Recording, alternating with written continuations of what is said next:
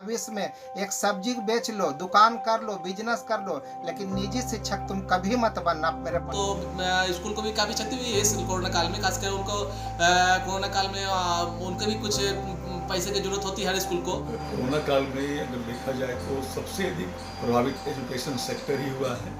2 साल से corona virus के कारण सारा सब कुछ बंद हो गया, स्कूल सब बंद हो गया है और हम इस माध्यम से अपना पढ़ाई भी नहीं कर पा रहे हैं। नमस्कार, मैं हूं ऐश्वर्या और आप देख रहे हैं आइडिया सिटी नेटवर्क। बीते 15 महीनों से देश एक बहुत बड़ी आपदा संकट का सामना कर रहा है। कोरोना जैसे महामारी को रोकने के लिए सरकार के पास एकमात्र विकल्प था राज्य को लॉकडाउन करने का, लेकिन इस लॉकडाउन के कारण कई लोगों की नौकरियां चली गई, तो वहीं कई लोगों के व्यापार बंद हो गए।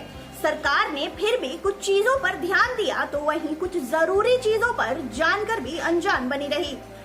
और अब ना तो सरकार इसके बारे में सोच रही है और ना ही कोई और।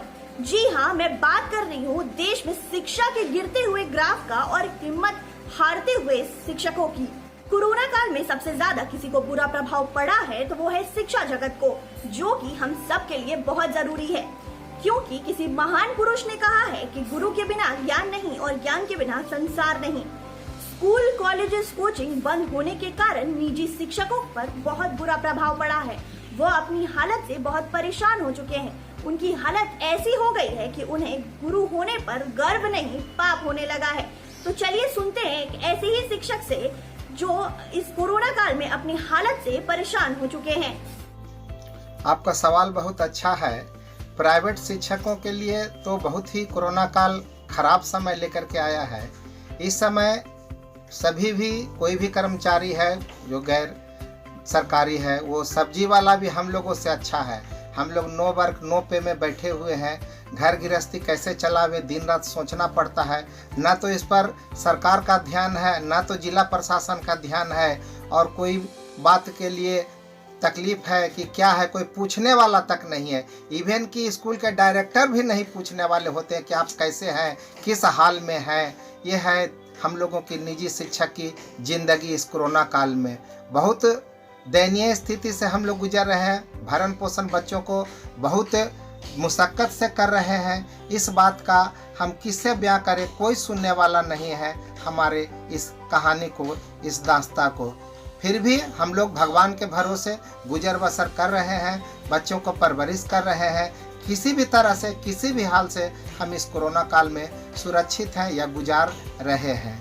और इसके अलावे कोई पूछने वाला तक नहीं आता है, या ना तो कभी पेपर में निकला है, ना तो कभी कोई न्यूज चैनल में आया है। लेकिन अभी तक तो ये आए हुए हैं, तो हम लोगों की मन की बात को हम आप लोगों के सामने रख रहे हैं कि निजी शिक्षक के क्या हाल है। और हम लोगों से यही बोलेंगे कि भविष्य में एक सब्जी बेच लो, दुकान कर लो, बिजनेस कर लो, लेकिन निजी शिक्षक तुम कभी मत बनना मेरे पढ़ने वाले विद्यार्थी या मेरे यंग जनरेशन जो हो, कभी निजी विद्यालय के शिक्षक मत बनना।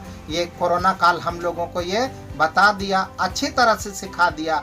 एक सब्जी बेचने वाला 2 पैसा इनकम कर रहा है, लेकिन एक प्राइवेट शिक्षक का कोई 1 पैसा का इनकम का कोई स्रोत नहीं है। एक तरफ निजी स्कूल के शिक्षकों की हालत इतनी दर्दनाक हो चुकी है कि उन्हें शिक्षा और शिक्षक शब्द से भरोसा उठ गया है।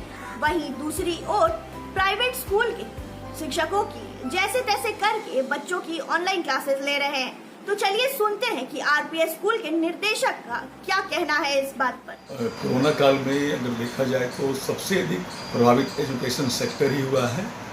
आप सभी जानते हैं कि विगत लास्ट ईयर से 2020 से ही 13 मार्च से जो स्कूल बंद है वो लगातार बंद ही चल रहा है। बीच में सरकार के आदेशानुसार कुछ क्लासेस खुले, लेकिन वो एक फॉर्मेलिटी था। और हम लोगों ने आरपीएस प्रबंधन ने बच्चों को ऑनलाइन क्लासेज भरपूर देने का कोशिश किया है। क्वालिटी एजुकेशन हम लोगों ने प्रोवाइड किया है। लेकिन एक प्रॉब्लम यह है कि सारे बच्चे से जुड़ नहीं पाते हैं। अगर मान लीजिए घर में कमाने वाला कोई एक गार्जियन और 3 बच्चे हैं, तो 3-3 मोबाइल, स्मार्टफोन अवेलेबल नहीं हो पाता है। उसके अतिरिक्त ये भी दिक्कत होती है कभी कभी कि टावर की प्रॉब्लम होती है, इंटरनेट की प्रॉब्लम हो जाती है। ऐसे कई सारे प्रैक्टिकल प्रॉब्लम्स हम लोग फेस करते हैं, हमारे टीचर ही फेस करते हैं, बच्चे फेस करते हैं। फिर भी हमारी कोशिश है कि हम उन्हें पढ़ाई दें, और हमारे सभी टीचर्स वर्क फ्रॉम होम कर रहे हैं। एम्प्लॉयमेंट सभी क्षेत्र में हुआ है, लेकिन एजुकेशन सेक्टर में अनएम्प्लॉयमेंट ज़्यादा हुआ है। और जहाँ तक स्कूल मैनेजमेंट की बात है तो हम लोग प्राइवेट अनएडेड स्कूल चलवा रहे हैं। यहाँ पर से किसी भी न सेंट्रल से न स्टेट से कहीं पर कोई फंड है, हमारे पास जो भी फंड है वो स्कूल फी है, और वो भी इस कोरोना काल में मात्र घटकर 10 to 15% रह गया है। तो उन्हीं पैसों से किसी तरह से हम लोग अपने टीचर को लाइवलीहुड के लिए पेमेंट कर रहे हैं। टीचिंग हो, नॉन टीचिंग स्टाफ हो, या गार्ड्स हो, इलेक्ट्रिक बिल हो, जो नेसेसिटी आइटम्स हैं या जो जिनकी के बिना काम नहीं चल सकता है, हम लोग वही सब खर्च कर रहे हैं। और उम्मीद करते हैं कि आने वाला समय में स्कूल जल्द से जल्द खुलेंगे।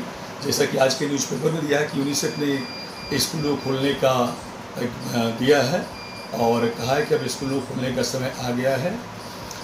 मैं चाहूँगा as a director, as a principal कि बच्चे हर जगह सुरक्षित रहें, और चाहे वो घर हो या स्कूल हो, स्कूल में हमारी पूरी कोशिश होगी कि बच्चे जो कोरोना सेफ्टी के नियम हैं, नॉर्म्स, उसको फॉलो करें। तो जो भी सरकार की गाइडलाइंस होगी उसको फॉलो किया जाएगा, और आशाओं पर तो ज़िंदगी टिका हुआ है, और हम सभी उम्मीद कर रहे हैं कि आने वाला समय बेहतर होगा। इस परेशानी में आइडिया सिटी उन बच्चों को सम्मान करती है और प्रोत्साहित करती है कि इस कठिन परिस्थिति में उन्होंने अपने शिक्षकों का हाथ नहीं छोड़ा है और मन लगा के अपनी पढ़ाई कम पूरी कर रहे हैं। लेकिन उनकी सुनने वाला कौन है? ना ही बड़े पार्टी के नेता और ना ही सरकार, ये जानते हुए भी कि ये बच्चे इस देश के भविष्य हैं। हम सब छात्रों के लिए 2 साल से कोरोना वायरस के कारण सब कुछ बंद हो गया, स्कूल सब बंद हो गया है, और हम इस माध्यम से अपना पढ़ाई भी नहीं कर पा रहे थे। ऑफलाइन कक्षाएं भी बंद हो गई थी। सरकार के द्वारा सब कुछ बंद करने के कारण हमारा स्कूल भी बंद हो गया था, लेकिन हमारे स्कूल की तरफ से हमें बहुत अच्छा ऑफर मिला है ऑनलाइन कक्षाएं करने का। इस कक्षाएं में हम बहुत अच्छा से सीख पा रहे हैं, बहुत अच्छे से समझ पा रहे हैं। इस लॉकडाउन में हम खासकर मध्यम वर्गीय परिवार का बहुत ही बुरा हाल है।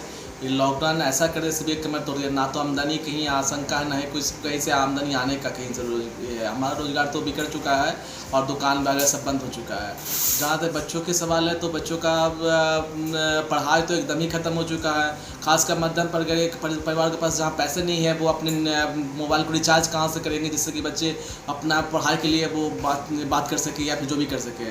तो इस कारण बस पढ़ाई भी बाधित होती है। और दूसरी बात है बच्चों में जहाँ तक मोबाइल से पढ़ने के साथ बच्चे लोग मोबाइल की अपेक्षा पढ़ाई की अपेक्षा दूसरे चीज़ में ज़्यादा व्यस्त रहते हैं, जिस कारणवश वो पढ़ाई से एकदम कहीं ना कहीं अगेंस्ट होते हैं। पढ़ाई उनकी हो ही नहीं रही, किसी हालत में नहीं हो रही है, और बच्चे किसी हालत में पढ़ाई से रिलेटेड नहीं हो पा के कहीं ना कहीं दूर हो जा रहे हैं। और स्कूल की जहाँ तक बात है तो स्कूल को भी काफ़ी क्षति हुई है इस कोरोना काल में। खासकर उनको कोरोना काल में उनको भी कुछ पैसे की ज़रूरत होती है हर स्कूल को, लेकिन नहीं काम जो जिसके पास आम पब्लिक है, जो जिसके पास आमदनी कोई साधन नहीं है, खासकर वो मध्यम परिवार जो बाहर के कमा के लाते हैं, डेली खाते हैं, डेली करते हैं, जिनके अपने मकान नहीं, कोई भी किराए के मकान में रहते हैं, उनकी काफ़ी हालत ख़राब है। वो तो ये सोचने को मजबूर है कि हम कल किराया अपने मकान में कैसे देंगे, बिजली बिल कैसे देंगे, ये सब वहाँ पर फंसे हुए हैं। वो अपने को बच्चे को पढ़ाई कैसे करेंगे तो समझ में नहीं आ रहा है। अभी स्कूल का जहाँ तक बात है तो स्कूल तो अगले बार तो कुछ स्कूलों ने हमारे स्कूल जहाँ बच्चे पढ़ते हैं वो उन्होंने कुछ महीनों को माफ़ किया था फीस, इस बार देखते क्या होता है। लेकिन जहाँ तक फीस देने की बात है तो बहुत ही दिक्कत है, कमर टूट गई है हम लोग की कि कैसे अपने बच्चों को पढ़ाएं और क्या करें। देखा आपने एक आपदा ने कैसे पूरे शिक्षा जगत को हिला के रख दिया है। बच्चे से लेकर अभिभावक, शिक्षक सभी लड़ रहे हैं, लेकिन कब तक? कब खुलेगी सरकार की नींद शिक्षा व्यवस्था के प्रति?